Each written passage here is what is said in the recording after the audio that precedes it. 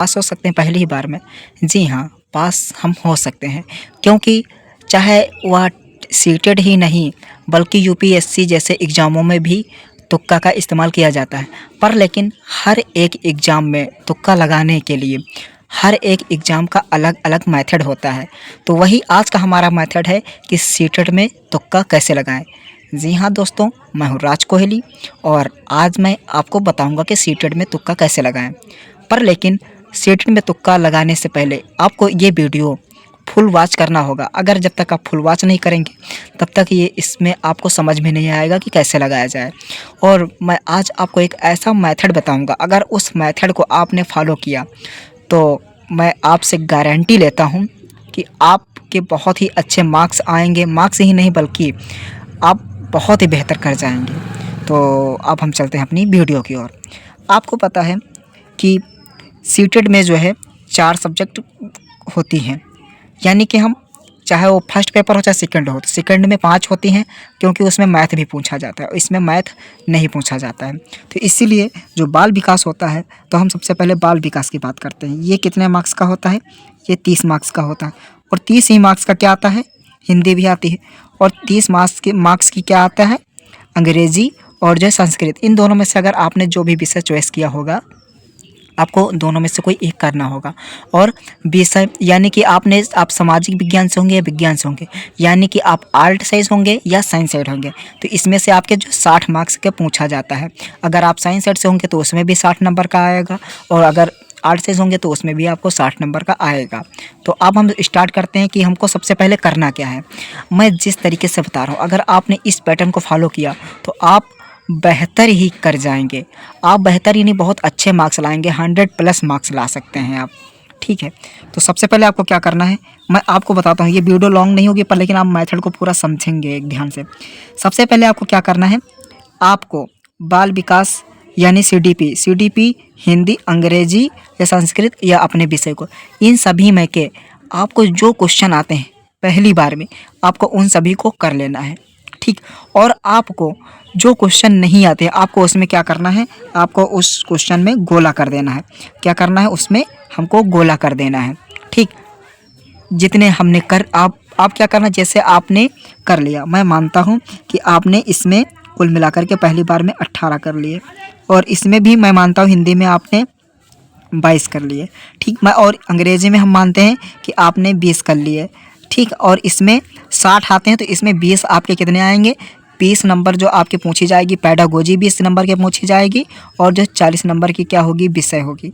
40 number का क्या होगा, आपका विषय होगा। ठीक, विषय से पूछा जाएगा।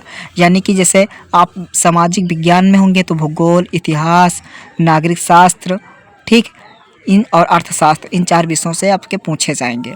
तो आपका क्या करेंगे, इन 4 विषयों में से 40 क्वेश्चन आएंगे आपको। मैं मानता हूँ कि आपने इसमें से जो है 60 में से आपने कितने 45 कर लिए। ठीक, 45 कर लिए। अब क्या करना है, आपने अब इनको क्या करना, तुरंत इतने करने के बाद में आपको बेहिचक OMR में आपको फिल कर लेना है। ठीक, अब आपको क्या करना है, 18 यानी कि इधर आपके कितने बचे, 12 क्वेश्चन बचे। ठीक, इसमें से कितने बचे, 8 बचे। ठीक, यहाँ 8 बचे, और यहाँ कितने बचे, 10 बचे, और यहाँ कितने बचे, 45, यानी कि यहाँ कितने बचे, 15। अब आपको ये जो 18 क्वेश्चन आपने किए हैं, ठीक, और 22 किए हैं, और जो इसमें 20 किए और यहाँ पर 45, इन सब में सबसे पहले तो आपको देखना है कि जो बाल विकास में के आपने जो 12 क्वेश्चन बाकी हैं, 18 किए हैं, इसमें से आपको देखना है कि सबसे ज़्यादा आपने किस ऑप्शन को फिल किया है, आपके हिसाब से कौन सा ऑप्शन ज़्यादातर सही है।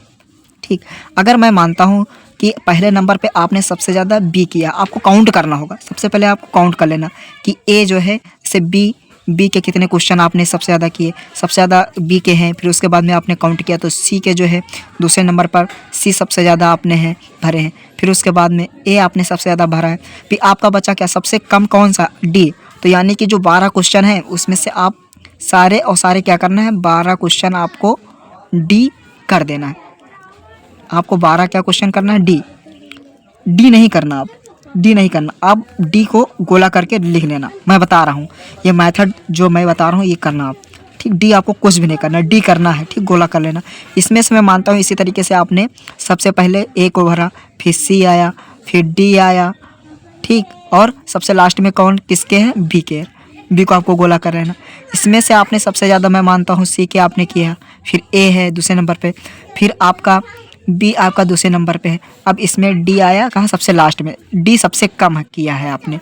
इसमें से मैं मानता हूँ, ठीक, आपने क्या किया होगा, डी इसमें से आपने सबसे कम क्या किया होगा, सी किया, फिर उसके बाद में बी आया, फिर उसके बाद ए आया, अब सबसे लास्ट में क्या आया, डी। तो आप देख लेना, यहाँ पर भी डी आपको मिल रहा है, यहाँ पर भी डी मिल रहा है, यहाँ पर भी डी मिल रहा है, और यहाँ पर बी मिल रहा है। तब आपको क्या करना है, अब आपको क्या करना है कि यहाँ पर आपका डी बच रहा था, यहाँ पर बी और यहाँ पर डी और यहाँ पर डी, तो 1 2 3, यानी डी की प्रायिकता कितनी है, सबसे ज़्यादा है, और बी की क्या है, कम है। बी की क्या है, कम है। तब आप जितने भी ऑप्शन बचे हुए इन सब में आप कौन सा ऑप्शन चॉइस करेंगे, बी को चॉइस करेंगे। यहाँ पर बात को समझ लेना, यहाँ पर डी यहाँ सबसे लास्ट में है, डी यहाँ सबसे लास्ट में, डी यहाँ सबसे लास्ट में है, और बी की प्रायिकता क्या है, एक बार है, और डी वाले कई बार खाली हैं। तब यहाँ पर आप क्या करेंगे, आप बी को नहीं, यहाँ पर आप डी को चॉइस करेंगे। किसको चॉइस करेंगे, आप डी को चॉइस करेंगे। डी ऑप्शन जो होंगे जितने बचे सारे ऑप्शन को डी को भर लेना। अगर हालांकि मैं मानता हूँ अगर बराबर आता है, ये सब में बराबर आता है, फिलहाल आपको क्या करना है, अगर सब में बराबर आता है तब आपको क्या करना, इन सभी को आपको जोड़ लेना है, ठीक, इन सभी क्वेश्चन को जोड़ लेना है, और इसमें भी आपको काउंट कर लेना है कि ए कितने नंबर पर आया है, सभी को काउंट करना, सभी में ए कितने नंबर पर है, फिर बी कितने नंबर पर है, फिर सी कितने नंबर पर है, डी कितने नंबर पर है। अगर मैं मानता हूँ कि ए के सबसे ज़्यादा आपने भरे इसमें, तो ए को नहीं करना है। अगर बी ऑप्शन सबसे ज़्यादा आपने किया है तो बी को भी नहीं लेना है। अगर इन सब में अगर आपने सी को, अगर मैं मानता हूँ डी को आपने सबसे ज़्यादा किया तो आपको डी को नहीं भरना। तो सबसे कम किसको किया है, अगर सी को किया है सबसे कम, तो आपको सी ऑप्शन इन सभी में जितने खाली होंगे उन सब में आपको भर देना है, ठीक। अगर आपने इस पैटर्न को फॉलो किया तो मैं आपसे वादा करता हूँ आपको सीटेट में अच्छे मार्क्स लाने से कोई नहीं रोक सकता है। और आशा करता हूँ ये मेथड बहुत लोगों ने अपनाया है और इससे पास भी हुए हैं। अब धन्यवाद।